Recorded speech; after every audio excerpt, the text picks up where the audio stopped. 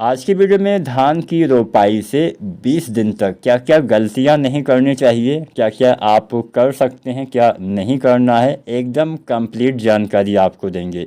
किन बातों का ध्यान देना है 20 दिन तक, किन किन खादों का इस्तेमाल करना है, आप दूसरी क्या क्या चीज़ें डाल सकते हैं जिससे आपके पौधे में बढ़िया से लाभ मिले। खरपतवार का नियंत्रण के बारे में भी आपको बताएंगे, आपको खादों के बारे में बताएंगे, बेसल डोज के बारे में आपको बताएंगे। तो तमाम जानकारी आज के इस वीडियो में सम्मिलित है, तो आप पूरा वीडियो किसान साथियों ज़रूर देखिएगा।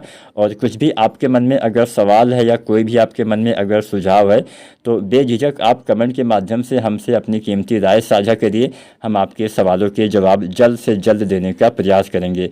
पूरा वीडियो देखिएगा, बहुत ही यूजफुल जानकारी आज मिलने वाली है।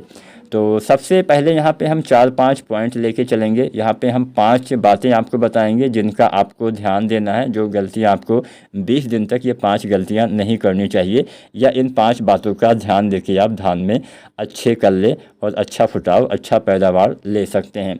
तो सबसे पहले क्या कौन सी गलती हम करते हैं? सबसे पहली और सबसे बड़ी गलती करते हैं, डीएपी खाद का समय से इस्तेमाल नहीं करते हैं। किसान साथियों, डीएपी का इस्तेमाल हम इसलिए करते हैं क्योंकि हमारे पौधे को फास्फोरस की पूर्ति अच्छे से हो सके। उसमें हालांकि नाइट्रोजन भी होता है 18%, 46% इसमें फास्फोरस होता है, लेकिन हम इसका इस्तेमाल इसलिए करते हैं ताकि हमारे पौधे को फास्फोरस की पूर्ति हो सके।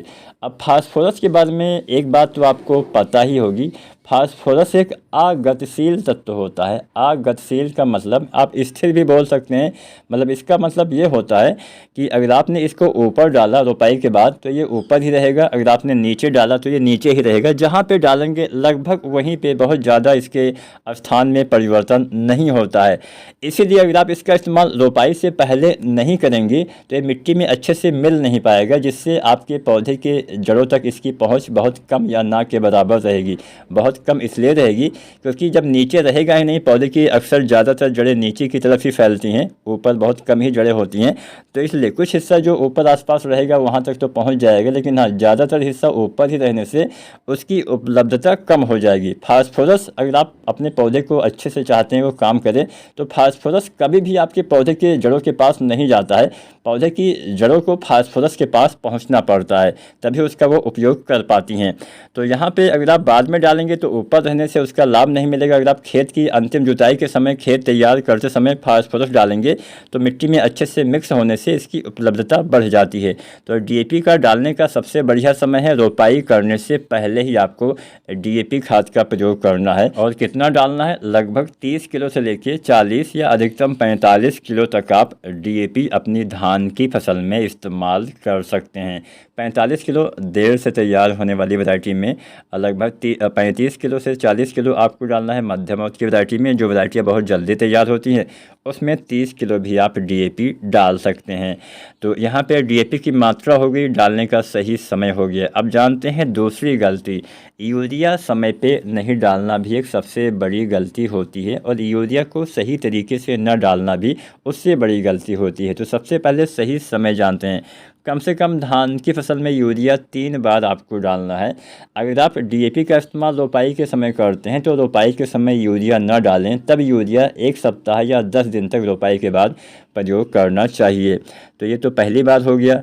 समय तो हमने जाना, मात्रा भी जानते चलते हैं साथ साथ में। तो पहली बार यूरिया अगर आपने डीएपी के साथ रोपाई की है तो 15 से 20 किलो ही आपको लगभग 1 सप्ताह से 10 दिन तक प्रयोग करना होता है। दूसरी बात, हम यूरिया लगभग रोपाई के 25 दिन के आसपास डालते हैं। लगभग उसकी मात्रा रहती है 30 से 40 किलो, और अंतिम यूरिया हम डालते हैं लगभग 40-45 या अधिकतम 50 दिन तक 30 से 40 किलो। अब यहाँ पे ध्यान आपको यह भी देना है कि यूरिया डालते समय कुछ सावधानियाँ बरतनी होती हैं जो आपको विशेषकर ध्यान देना है। पहली सावधानी कि बहुत ज़्यादा खेत में पानी अगर भरा हो तो भी यूरिया डालने से बचना चाहिए, क्योंकि उसका वाष्पीकरण हो जाता है, उसकी कम मात्रा ही पौधे को मिल पाती है। इसके अलावा अगर खेत का पानी बह रहा है, कई बार ऐसा हो जाता है ज़्यादा बरसात की वजह से खेत में पानी बहने लगता है, तो बहते समय या ज़्यादा पानी भरा हो तो यूरिया खाद डालने से बचना चाहिए। इसके अलावा अगर आपकी हल्की मिट्टी है, थोड़ा सा रेतीली मिट्टी है, तो यूरिया आप सिंचाई करने के बाद डालें तो अच्छा रहेगा। इसके साथ साथ दोपहर के समय बहुत तेज़ धूप हो, बहुत तेज़ हवा चल रही हो, उस समय भी यूरिया डालने से बचना चाहिए। कोशिश करिए शाम के समय डालिए जब हवा थोड़ा कम चल रही हो। तो ये कुछ तरीके होते हैं जिससे आप यूरिया में जो नाइट्रोजन मिलता है उसकी क्षमता को आप बढ़ा पाएंगे। अब इसके अलावा आपको क्या करना है, जो हम तीसरी गलती करते हैं या तीसरी बात का ध्यान नहीं देते हैं, वो है पोटास का सही से प्रयोग। किसान साथियों, पोटास धान की फसल में आप 2 बार इस्तेमाल करिए तो सबसे अच्छा रहेगा। तो चलिए जानते हैं कब और कितना डालना चाहिए। पोटास भी एक आवश्यक तत्व होता है। पोटास की कमी अगर धान की फसल में हो जाएगी तो निश्चित ही उत्पादन में आपको कमी देखने को मिलेगी। पोटास की कमी से पौधे के तने कमज़ोर होते हैं। पोटास की कमी से पौधा सही से भोजन नहीं बना पाता है, प्रकाश संश्लेषण में दिक्कत आती है। पोटास की कमी से पौधे के जड़ विकास में भी दिक्कत आ सकती है। पोटास की कमी से दाने छोटे रह सकते हैं, दाने हल्के रह सकते हैं, दाने का वजन अच्छा नहीं आता है, दाने में चमक अच्छा नहीं आता है और दाने भी कम आते हैं। निश्चित ही उत्पादन कम मिलेगा। तो चलिए जानते हैं पोटास कब कितना डालें। पोटास आधी मात्रा रोपाई के समय, आधी मात्रा 40 से 50 दिन के बीच में डालना होता है। तो कम से कम पोटास 25 किलो, अधिकतम 40 किलो तक आप डाल सकते हैं। वैरायटी के हिसाब से चुनिए। 25 से 30 किलो जल्दी तैयार होने वाली वैरायटी में, 30 से 35 किलो एक मध्यम औज की वैरायटी में और 35 से 40 किलो एक देर से तैयार होने वाली धान की वैरायटी में जो MOP पोटास 60% वाला आता है, इसका इस्तेमाल इतनी मात्रा में करना होता है। तो ये तो हो गया पोटास के बारे में। अब अंतिम पोटास 40-50 दिन के अंदर ही आप डाल दीजिएगा। अब बात करते हैं खरपतवार का नियंत्रण न करना। अगर आप खरपतवार का नियंत्रण भी नहीं करते हैं तो भी उत्पादन में कमी देखने को मिल सकती है। तो खरपतवार के नियंत्रण के लिए सबसे पहले जानते हैं खरपतवार को उगने से कैसे रोकें। इसके लिए जब आप धान की रोपाई करते हैं तो रोपाई के 72 घंटे के अंदर यानी 3 दिन के भीतर ये कुछ फार्मूले हैं जो आप डाल सकते हैं, जिसमें पेट्लाक्लोर जो आता है 50% EC में, इसके लगभग 500 ml से 600 ml मात्रा पर एकड़ के हिसाब से डालें।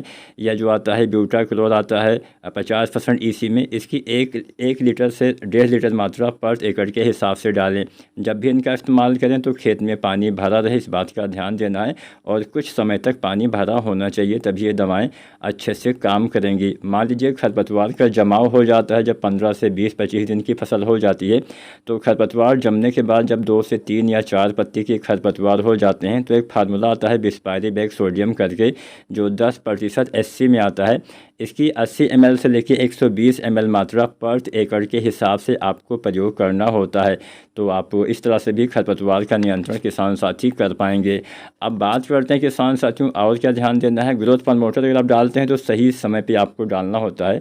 चाहे अगर आप सागरिका डालते हैं, बायोवीटा डालते हैं, कोई भी आप डालें, रोपाई के 10 दिन के भीतर ही जो दानेदार वाले ग्रोथ प्रमोटर आते हैं उनका इस्तेमाल करेंगे, तभी आपको ज़्यादा फ़ायदा मिलेगा। अगर आप सागरिका दानेदार डालते हैं जैसे सागरिका Z++ या सागरिका गोल्ड, तो लगभग 8 से 10 किलो पर एकड़ के हिसाब से रोपाई के समय से 10 दिन के अंदर तक या अधिकतम 15 दिन तक आप डाल दें तो बेस्ट रहेगा। तो अगर आप भी इन सभी बातों का ध्यान देते हैं तो आप फिर निश्चित ही धान में अच्छा उत्पादन ले पाएंगे। वीडियो पसंद आई हो तो लाइक करें।